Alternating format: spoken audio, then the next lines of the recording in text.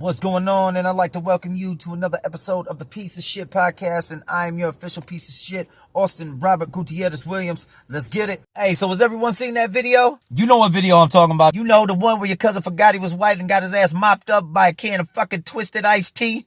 That shit was bad, dog. Shit was all bad. Ain't help a motherfucking thing, dog, sitting there talking about slap me. Mop dog up like there was a fucking spill on aisle 4. He ain't put him to sleep, though. He ain't put him to sleep. Now, I didn't see a lot of motherfuckers posting this shit talking about dogs racist and all that shit, man. I'm saying this dog ain't fucking racist. He might be fucking confused as to if and when or where you allowed to say some shit like that, but that motherfucker wasn't racist. Today, we're going to talk about color. We're going to talk about color as a unit, as one people, as one race, the human race. In particular, we're going to be discussing the use or the lack thereof the N-word. Have you ever wondered how some pale and bronze humans get away with saying certain things around our onyx brethren and don't get stomped out like a fucking carpet fire? I know, this shit's weird. Now, what if I told you that I had the answer to that shit? Now, what if I told you that that word is used as a term of endearment amongst our onyx brethren, and it was an acronym? That's right, an acronym. Here, let me tell you a little story. The first time that I realized that I wasn't black, I was 11 years old. And not that I didn't know that me and my friends didn't have the same skin color, just that there was an actual difference in the way we could conduct ourselves in the public. We're up at the courts at Upjohn, and I'm chopping it up with my homeboy, my big homie Scoot, overhear our conversation. Scoot pulled me to the side and asked me a question. In all fairness, if I hadn't grown up with him, I might have just got fired on right then. Because we all grew up in the same place, he pulled me to the side and asked me a question. He says, let me ask you something. What does that word mean to you? And I said, never ignorant, getting goals accomplished. Tupac taught me that. I was 11 years old, man. After Tupac explained it to me, and I realized that it's not a racist term. Anybody, you could be my never ignorant getting goals accomplished. You over there, you could be my never ignorant getting goals accomplished. You over there, you could be my never ignorant getting goals accomplished. This motherfucker thought that shit was so goddamn funny. He called over to two other big homies and said, hey, tell them, never ignorant getting goals accomplished. Say it with me. Never ignorant getting goals accomplished. So let's talk about the difference between dropping the hard R and raising the light A.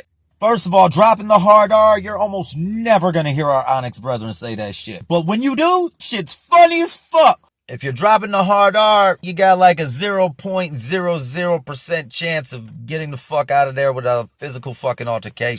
Ain't just because it's a word. It's because your bitch ass ain't never said that shit in your entire motherfucking life except for a room full of other pale and bronze humans. I have seen motherfuckers drop that hard R into a crowd of our Onyx brethren after being called a 4-letter word for a Hispanic. What was the purpose? To get the fucking fight started. Let me tell you, it worked like a motherfucking charm. I'm not saying that the man didn't fuck up. He did. We all know this guy. We know this dude. This dude is like MGK before he started fucking wearing pink kilts and shit. This motherfucker is right in the hood. He's right in the hood. All his people are black. More than likely, he got a black baby mama somewhere. You can call him stupid. Don't call him racist. He's just confused, man. That's all. Drunk and can't fight for shit. Dog either didn't give a fuck or really thought dude was not gonna hit him with that twisted tea can. Did you see how he said it like 5 more motherfucking times? Dog still didn't hit him until he called him a clown though. Our Onyx brethren can tell when you're perpetrating a fraud. You ain't from that way. These motherfuckers gonna sniff you out.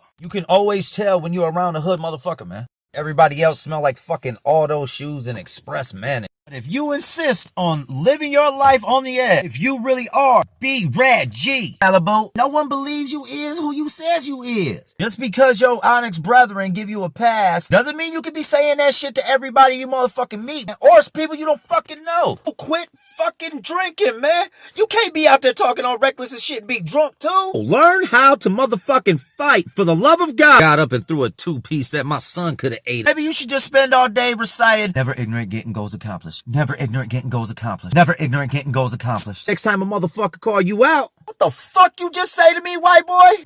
Never ignorant getting goals accomplished. The fuck? Better than catching that motherfucker fade that boy caught, goddamn. But if there was one definitive way to say for sure, make babies with black women. Now, this is normally where a motherfucker will tell you to like and subscribe. I don't give a fuck about that shit, man. Just share this shit wherever the fuck you can, bro, because somebody need to hear this shit today. But what the fuck do I know? Who the fuck am I? I'm just a piece of shit.